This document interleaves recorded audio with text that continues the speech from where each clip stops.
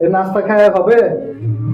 তার একটু দেরি হবে, এই জন্য আপনাদের খিদা সামাল দেওয়ার জন্য নাস্তা রাখলাম। তাই আগে নাস্তা খাও। দুই মা মেয়ে মিলে নাস্তা তৈরি করতেছ?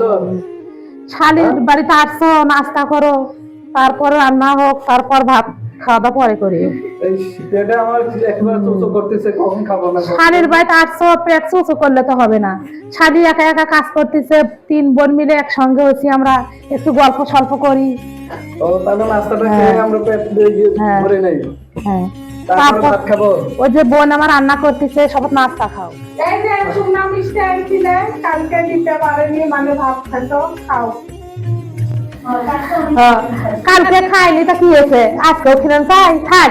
বাবা বললো যে দিতে নাও, বেশ পাক। আর বোন 3 জন খাইতো, ওরা না খেলেও নাই। আর বোন 3 জন খাই খালি। থাক না, আমরা খাবো না। তোমরা 2 ভাড়া অনেক খাইছো, আমরা 3 বোনে খাবো এখন এগুলো। আবার খাবো না, মিষ্টিগুলো দেওয়া যাবে না।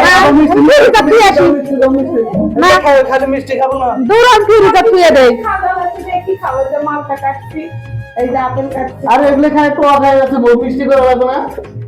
মিষ্টি খাওয়া লাগবে না, ভাত খাবো না। ভাত তো খাবো।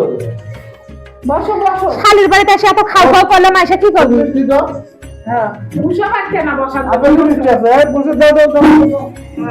বসে খাই আম্মু, তুমি বসো। এই বুঝছিটা তো দুলা ভাই সব খাইলো, তুইও খা, তুইও খা, তুইও খা। তো দুলা ভাই সব খাইলো, খা। দেখে তো কি আম্মু তুমি দাঁড়ো, দেখি, এই ধরো সবাই আমি খাইয়া দেখি তো কেমন লাগে। আমরা ওকে বলে দিচ্ছি তাকি খাচ্ছে।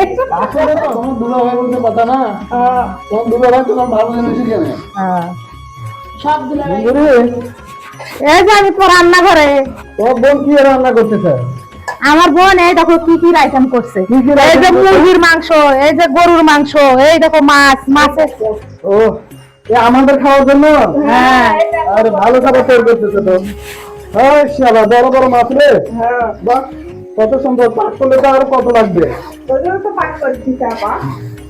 পাক করলে তো আরো ভালো লাগবে। এই এটা কি? এটা মুরগির মাংস। দাও না একটু খাই। দেখি পরে খেও।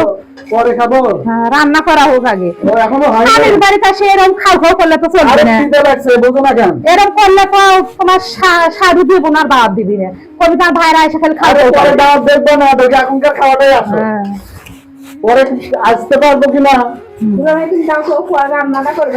আরে দেখি তো একটু কি রান্না করতে চাই, বুঝো না কেন? দি তো ভাত ভেজে চাইলে দেখো।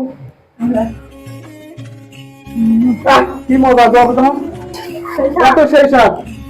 বাপরে বাপ, এই রান দিলে বোধ আরো ভালো লাগতো। হ্যাঁ কিন্তু আর কিনে তাহলে থাক থাক থাক থাক থাক। তুমি রান্নাঘর থেকে দাও তো দাও। আরে, আমার খাওয়াটাই নষ্ট করে দিল। কত হতো?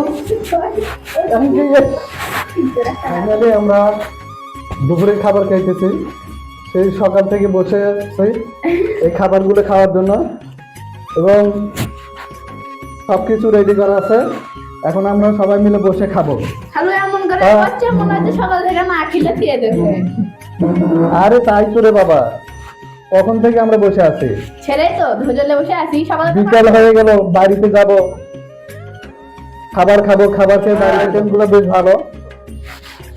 এই যে দেখেন, রুই মাছ ভাজি, রুই মাছ ভাজি, গরু মাংস, মুরগির মাংস, সাথে সালাদ, শুটকি ভর্তা, বেগুন ভাজি, আহ সাথে তো ডাল।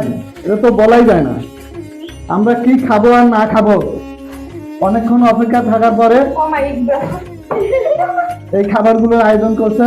হ্যাঁ, খাও খাও এখন খাও। আমরা এখন খাবো, ফাইনালি খাবার খাবো গাইস।